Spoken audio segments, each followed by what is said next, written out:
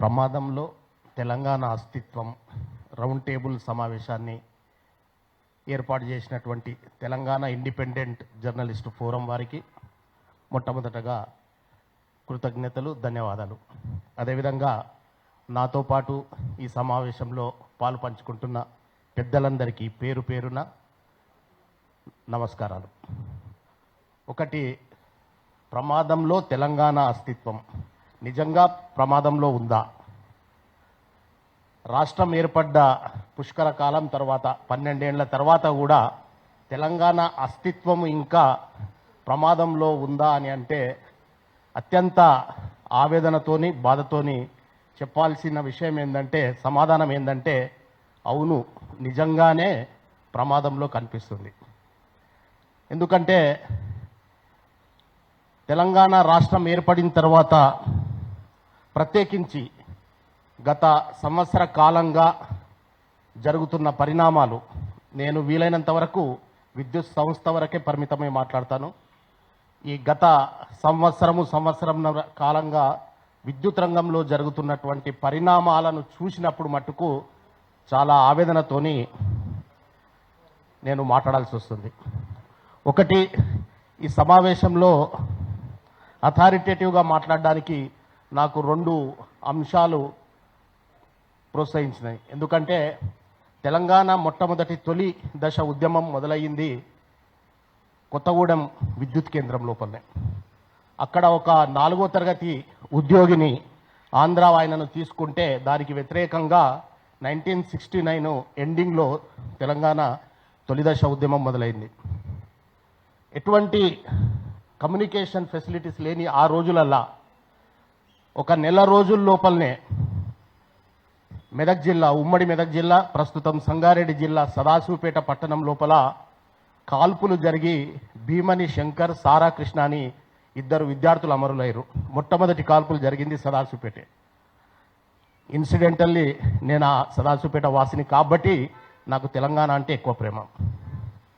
నా బాల్యంలో ఆ సంఘటన నేను చూసిన కాబట్టి నాకు తెలంగాణ అంటే ఒక భావోద్వేగము, ఒక అభిమానము. అయితే పవర్ సెక్టార్ విషయానికి వస్తే, తెలంగాణ రాష్ట్రం ఏర్పడక ముందు రైతుల పరిస్థితి చాలా దయనీయంగా ఉండేది. నేను ఎలక్ట్రిసిటీ డిపార్ట్మెంట్లో పనిచేస్తున్న ఒక అసిస్టెంట్ ఇంజనీర్గా తెలంగాణ రైతుల స్టార్టర్లు లాక్కొచ్చినము, తెలంగాణ రైతుల సర్వీస్ వైర్లు పీకినము, తెలంగాణ రైతులను ఎంత హింసించాలనో అంత హింసించినము. ఆ పాపం లోపల మాకు కూడా భాగస్వామ్యం ఉన్నది. తెలంగాణ రాష్ట్రం ఏర్పడిన తర్వాత తెలంగాణ రైతులు కష్టాల నుంచి బయట పడతారా అనే భయము ప్రతి ఒక్కరికి ఉండింది అప్పుడు. ఎందుకంటే తెలంగాణ ఏర్పడితే మీరు బాగా నష్టపోయేది విద్యుత్ రంగమే, తెలంగాణ అంధకారం అయిపోతుంది అని అప్పటి పాలకులు కావచ్చు, విద్యుత్ రంగ నిపుణులు కావచ్చు, అందరూ కూడా ఆ విషయం లోపల మనల్ని భయభ్రాంతులకు గురి చేసినటువంటి విషయం వాస్తవం. తెలంగాణ రాష్ట్రం ఏర్పడిన తర్వాత అదొక 2018 ఆగస్టు నుంచి అంతకుముందు ఉన్నటువంటి కరెంటు కోతలు అవన్నీ కూడా ఎత్తివేయబడి తెలంగాణ రైతాంగానికి, తెలంగాణ ప్రజలకు, తెలంగాణలోని పారిశ్రామికవేత్తలకు అందరికీ కూడా 24 గంటల విద్యుత్ అందుబాటులోకి వచ్చింది. అది వాస్తవం, ఇట్ ఈజ్ హిస్టారికల్ అనమాట. నేనేం వేరే రాజకీయాలకు అతీతంగానే మాట్లాడుతున్నాను నేను. అయితే 2015 లోపల ఆంధ్ర స్థానికత కలిగినటువంటి 1250 మంది ఇంజనీర్లను తెలంగాణ రాష్ట్రం నుంచి రిలీవ్ చేయడం జరిగింది. 1250 మంది ఇంజనీర్లను రిలీవ్ చేసిన తర్వాతనే తెలంగాణ, అంటే ఎందుకు చెప్తున్నానంటే ఆంధ్ర ఇంజనీర్లు లేకుండానే అభివృద్ధి సాధ్యమైంది. తెలంగాణ రాష్ట్రం 2014లో ఏర్పడితే 2018 నుండి మనం 24 గంటల కరెంట్ ఇచ్చుకోగలిగినాం. దీని వెనుక ఆంధ్ర ఇంజనీర్ల పాత్ర లేదు. కేవలం మేం మాత్రమే పరిపాలించగలుగుతాము, మేం మాత్రమే ఇంజనీర్లమని చెప్పుకుంటున్న ఆంధ్ర ఇంజనీర్లు అప్పటికి రిలీవ్ అయిపోయి ఉన్నారు, మన తెలంగాణ విద్యుత్ సంస్థలలో లేరు. తర్వాత వాళ్ళు ఆంధ్ర ప్రభుత్వం వాళ్ళని జాయిన్ చేసుకోకపోవడము, వాళ్ళు హైకోర్టుకు వెళ్ళడము, తర్వాత సుప్రీంకోర్టు వెళ్ళడము. సుప్రీంకోర్టు ఒక ధర్మాధికారి అని చెప్పి ఒక జడ్జిని అపాయింట్ చేసిన తర్వాత ఆ ధర్మాధికారి ఆంధ్ర ఇంజనీర్లను మళ్ళీ తెలంగాణ కేటాయించడము, వాళ్లతో పాటు అదనంగా 500 మంది ఆంధ్ర ఇంజనీర్లను కూడా తెలంగాణకు పంపించడం జరిగింది. మనం రిలీవ్ చేసిన 1250 మంది ఆంధ్ర ఇంజనీర్లు అధికారులకు తోడు 500 మంది ఆంధ్ర స్థానికత కలిగి ఆంధ్రలోనే పనిచేసిన వాళ్ళు కూడా రిటర్న్ వచ్చారు మన దగ్గరికి. ఇది కొంచెం చెప్తే తప్ప నేను ఫర్దర్ చెప్పేది అర్థం కాదని కొంచెం మీకు ఇంట్రెస్ట్ లేకపోయినా కూడా ఈ విషయం చెప్తా ఉన్నాను. ఆ 1200 మందికి అదనంగా 500 మంది ఆంధ్ర ఇంజనీర్లు అధికారులు మళ్ళీ తెలంగాణకు రావడం జరిగింది. వాళ్ళు తెలంగాణకు వచ్చిన తర్వాత తెలంగాణలోని విద్యుత్ ఇంజనీర్ల కష్టాలు మొదలైనవి. ఎందుకంటే వాళ్ళను జాయిన్ చేసుకున్న తర్వాత తెలంగాణ లోపల జరుగుతున్న నియామకాలన్నీ కూడా ఆంధ్ర ఇంజనీర్లకే ఇస్తున్నారు. విద్యుత్ సంస్థ ఎనర్జీ డిపార్ట్మెంట్కు సంబంధించి renewable energy development corporation REDCO ఉంటుంది. REDCO CMD vice chairman and managing director కూడా ఆంధ్ర అధికారే. అదేవిధంగా జెన్కో ఉంటుంది. జెన్కో లోపల డైరెక్టర్లలో కూడా 2 ఆంధ్ర అధికారులే. ఇంకొక విచిత్రం ఏంటంటే అందులో ఒక ఆంధ్ర అధికారి ఎలక్ట్రిసిటీ డిపార్ట్మెంట్లో కూడా పనిచేయలేదు, మైనింగ్లో పనిచేసి రిటైర్ అయ్యారు. సింగరేణిలో పనిచేసి రిటైర్ అయిన ఒక అధికారిని తీసుకొని వచ్చి జెన్కో లోపల ఒక కీలకమైన డైరెక్టర్గా నియమించారు. అదే రకంగా డిస్కంలో కూడా అదే పరిస్థితి. తెలంగాణలో ఏ రోజు పనిచేయని అధికారిని డైరెక్టర్గా నియమించారు. తెలంగాణలో ఏ రోజు పనిచేయని ఇంకొక అధికారిని కూడా, అంటే ఎలక్ట్రికల్ ఇంజనీర్ కాని అధికారిని కూడా డైరెక్టర్గా నియమించారు. అంటే 4 ఏళ్లలో కష్టపడి తెలంగాణ రైతుల యొక్క, తెలంగాణ ప్రజల యొక్క కష్టాలను తీర్చిన తెలంగాణ ఇంజనీర్లు ఈరోజు ఎలిజిబుల్ కాదనుకుంటున్నారు, ఆంధ్ర ఇంజనీర్లకు ఇవిస్తున్నారు. అదేవిధంగా తెలంగాణ రాష్ట్రం లోపల ఎక్కడ ఎలక్ట్రికల్ ఇన్స్టాలేషన్స్కు సంబంధించి పర్మిషన్స్ ఇచ్చే చీఫ్ ఎలక్ట్రికల్ ఇన్స్పెక్టర్ కూడా ఏ రోజు తెలంగాణ లోపల పనిచేయలేదు. ఇటీవల ఆయనకు మళ్ళా 1 year ఎక్స్టెన్షన్ కూడా ఇచ్చారు. He never worked in Telangana, he doesn't belongs to Telangana. అది పరిస్థితి.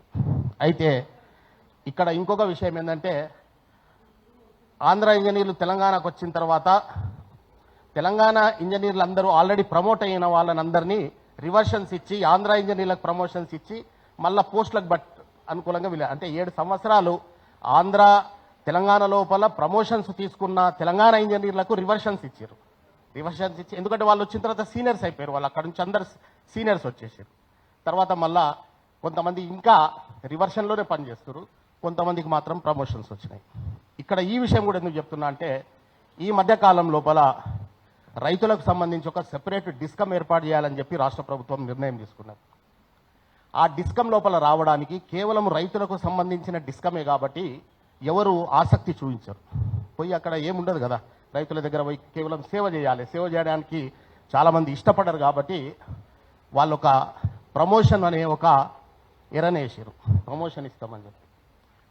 అంటే రైతు డిస్కమ్కి ఎవరైతే ఆప్షన్స్ ఇచ్చుకుంటారో వాళ్ళకందరికి కూడా ఏఈ ఉంటే ఏడీ, ఏడీ ఉంటే డిఈ, డిఈ ఉంటే ఎస్సీ రకంగా ప్రమోషన్స్ ఇస్తామని చెప్పి ఒక ఆప్షన్ ఇచ్చారు. ఇస్తే అందరు అప్లై చేసుకున్నారు. ఇప్పుడు రైతు డిస్కమ్కు అప్లై చేసుకున్న వాళ్ళందరూ కూడా ఆంధ్రోలే మళ్ళీ, ఎందుకంటే మళ్ళీ వాళ్ళకి ఇప్పుడు ఇంకో ప్రమోషన్ వస్తుంది, సెకండ్ ప్రమోషన్. తెలంగాణకు వచ్చినాక ఒక ప్రమోషన్ ఇచ్చారు, మళ్ళీ ఆంధ్రకు పోయినాక ఇంకో ప్రమోషన్ ఇస్తారు. సారీ, డిస్కమ్కి పోయిన తర్వాత అప్పుడు రైతుల భవిష్యత్ అంతా మళ్ళీ ఆంధ్రాలో చేతిలో పెడతాం. ఇక్కడ అది కొత్త డిస్కమ్ని ఏర్పాటు చేస్తున్నారు. మనకు ఒక ఆర్డర్ ఉంది, 95% లోకల్స్ ఉండాలి, 5% నాన్ లోకల్స్ అని ఉండాలి. దాన్ని ఇంప్లిమెంట్ చేయాలి కదా, మరి రూల్ ఆఫ్ రిజర్వేషన్ ఇంప్లిమెంట్ చేయాలి కదా, లోకల్ రిజర్వేషన్ ఇంప్లిమెంట్ చేయాలి కదా. అవి ఇంప్లిమెంట్ చేస్తారా లేదా అనేది ఒక పెద్ద క్వశ్చన్ మార్క్. ఇంకా అది డిస్కమ్ మన రెగ్యులేటరీ కమిషన్ దగ్గర దాని లైసెన్స్ హియరింగ్స్ అయిపోయినాయి, అతి తొందరలో ఇస్తారని చెప్పి వినిపిస్తుంది. అయితే ఇదంతా నేను ఎందుకు చెప్పినా అంటే ఒక ఆంధ్ర రాజకీయ నాయకుడు వచ్చి నేను ఇక్కడ బహిరంగ సభ పెడతానంగానే పర్మిషన్ ఇవ్వలేదు, కోర్టు కూడా పర్మిషన్ ఇవ్వకుండా చూసుకోగలిగినాం. షబాష్, I appreciate it. At the same time Telangana ఉద్యోగులకు, ఇంజనీర్లకు, తెలంగాణ నిరుద్యోగులకు అన్యాయం జరుగుతుంటే బాధ్యత లేదా? అది కూడా ఆపాలి కదా. రాజకీయాలను విషయం లోపల మీరు ఎంతైతే మీ ఉనికికి ప్రమాదం వస్తుంది అనుకున్నప్పుడు ఆపుతున్నారు కదా, మళ్ళీ ఉద్యోగులకు జరిగే నష్టాన్ని కూడా నివారించాల్సిన బాధ్యత మీ మీద లేదా అని చెప్పి నేను అన్ని రాజకీయ పక్షాలను క్వశ్చన్ చేస్తున్నా. గత ప్రభుత్వం కూడా తెలంగాణ విద్యుత్ సంస్థల లోపల డైరెక్టర్లను సీఎండీలను నియమించి 10 సంవత్సరాలు ఏకదాటిగా వాళ్ళనే ఉంచారు. ఒకవేళ వాళ్లకు 2 సంవత్సరాలకు 3 సంవత్సరాలకు మార్చినట్టయితే ఇచ్చిన 10-20 మంది బదులు 100 మందికి అవకాశాలు వచ్చాయి. ఆ పొరపాటు చేయాల్సింది కాదు. పోతే అల్టిమేట్గా రాజకీయం విషయానికి వస్తే వేరే ఇంకా సమాజంలో జరుగుతున్న విషయాలు హైదరాబాద్ గురించి వేరే జరుగుతున్నటువంటి కుట్రలు, రాజకీయ కుట్రలు ఇవన్నింటినీ కూడా చాలా వివరంగా మాట్లాడే వాళ్ళు పెద్దలు ఉన్నారు. ఇంతకుముందు మాట్లాడిన పెద్దలు కూడా మాట్లాడారు. కాబట్టి నేను వీలైనంత వరకు ఎలక్ట్రిసిటీకి పరిమితమై మాట్లాడినా. ఇంకొక విషయం ఏంటంటే తెలంగాణలోని థర్మల్ విద్యుత్ కేంద్రాలను కూడా నిర్వీర్యం చేయడానికి, ప్రైవేటైజేషన్ చేయడానికి ఒక ప్రయత్నం జరుగుతున్నది. అది కూడా వాంఛనీయం కాదు. వాటిని కూడా మనం నిరోధించాల్సిన అవసరం ఉన్నది. రాబోయే రోజులల్లా విద్యుత్ సంస్థల లోపల నియామకాలు అంటే అపాయింట్మెంట్స్ లేని పరిస్థితి ఏర్పడే ప్రమాదం ఉన్నది. కాబట్టి రాజకీయాలకు అతీతంగా అన్ని పక్షాల వాళ్ళు కూడా ఈ విద్యుత్ రంగం మీద కూడా కొంచెము కాన్సన్ట్రేషన్ చేసి ఈ సమస్యల గురించి పట్టించుకోవాల్సిన అవసరం ఉందని చెప్పి తెలియజేసుకుంటూ నాకు ఈ అవకాశం ఇచ్చినందుకు ధన్యవాదాలు. Thank you very much sir. విద్యుత్ శాఖలో ఏం జరుగుతుంది?